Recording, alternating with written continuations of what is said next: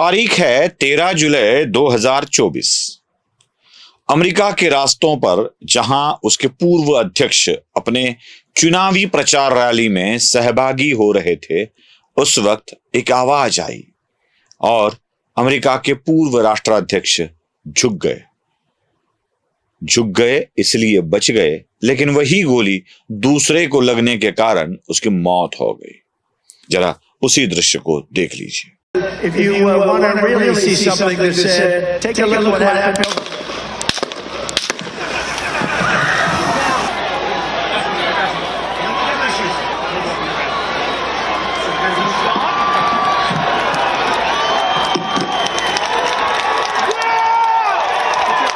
अब ये दृश्य तो हमने कई बार देखा है, कई बार, कि डोनाल्ड ट्रंप जो पूर्व राष्ट्राध्यक्ष है, उनको गोली लगते लगते बच गए, कानों से खून निकला और डोनाल्ड ट्रंप की जान बच गई। बस ये घटना बताकर मुझे चुप नहीं बैठना है। 2 साल पहले की और एक घटना को आपको याद दिलाना है। 8 जुलाई 2022, उस वक्त जापान के पूर्व प्रधानमंत्री शिंजो अबे रास्ते पर घूम रहे थे और उन्हें ऐसे ही गोली से उड़ाया गया।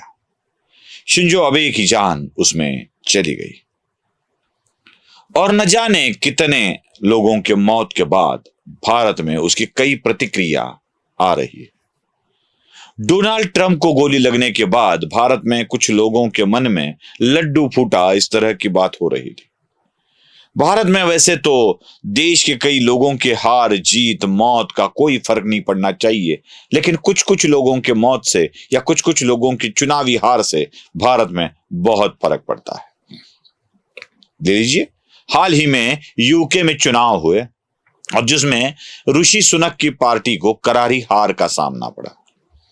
ऋषि सुनक की पार्टी हार गई और लेफ्टिस्ट वहां पे आ गए चुन चुनकर, और यहां भारत में आनंद की लहरें उमड़ने लगी, क्योंकि भारतीय मूल वंश के ऋषि सुनक जो हिंदुत्व की बात करते थे, वह ऋषि सुनक परास्त हो चुके थे। वैसे बता दूं, जरा भारतीय लोग जो ऋषि सुनक के पराजय का जल्लोष मना रहे हैं, जश्न मना रहे हैं, उनको बता दूं, जब उनकी पार्टी को 100 से ज्यादा सीटें मिले लेकिन वो परास्त हुए, तो उन्होंने देश की जनता के प्रति या उनकी पार्टी के प्रति माफी मांग ली थी। कहा था, मुझे माफ कर दीजिए पार्टी वालों, अपने पार्टी को मैं ज्यादा सीटें नहीं दिलवा सका। ऋषि सुनक की बात कर रहा हूं, पार्टी से माफी मांग ली थी। और यहां 100 का आंकड़ा भी पार न कर चुके 99 सीट वाले मैंने दुनिया जीत ली ऐसा जश्न मना रहे थे। वही जो ऋषि सुनक को गलत कहते हैं।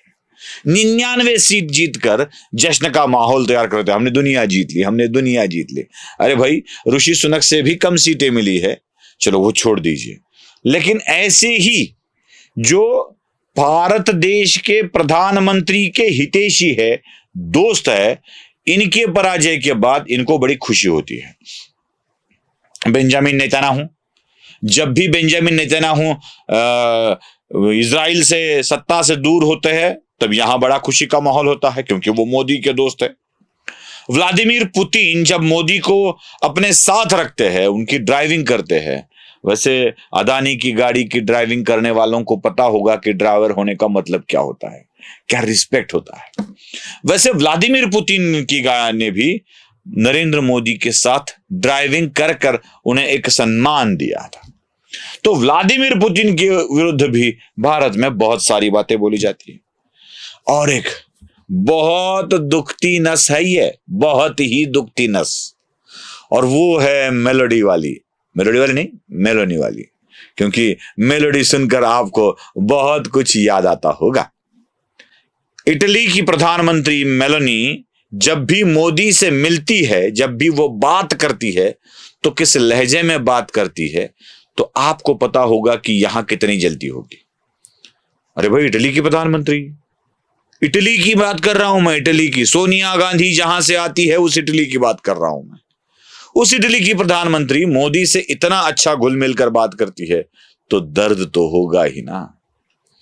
तो ऐसे ही Benjamin Netanyahu, Vladimir Putin, Meloni, Rishi Sunak, Shinzo Abe और वो भी राष्ट्राध्यक्ष जिन्होंने मोदी के पैर छुए थे, इनके बारे में बहुत ही बुरा कहा जाता है, बहुत ही बुरा।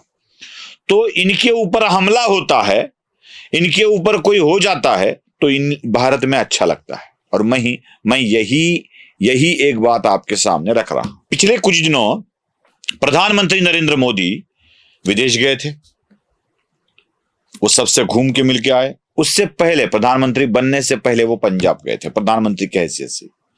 उस वक्त क्या हुआ था, उनकी गाड़ी को रोका गया था, उनकी गाड़ी को रुकवाया गया था। और ये वाली बात महाराष्ट्र के एक बड़े नेता शरद पवार ने खुले तौर पर कह दी थी पिंपरी चिंचवड़ में।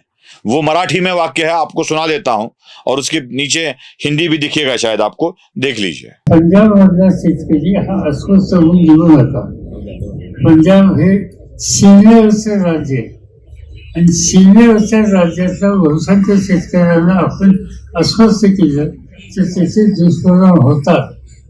एकदा या देशाने अशांत पंजाबची किंमत दिलेली आहे, अगदी इंदिरा गांधींच्या हत्येपर्यंत किंमत दिली. देखा, मुझे डर इस बात का सता रहा है, शिंजो अबे को गोली मारने वाले जो भारत में उसका समर्थन करते हैं, ट्रंप को गोली मारने का समर्थन भारत में हो जाता है, मोदी को रोक कर घेरने का समर्थन भारत में हो जाता है। और जब भी आने वाले दिनों में शायद यही हो सकता है भारत के किसी बड़े नेता के साथ भी।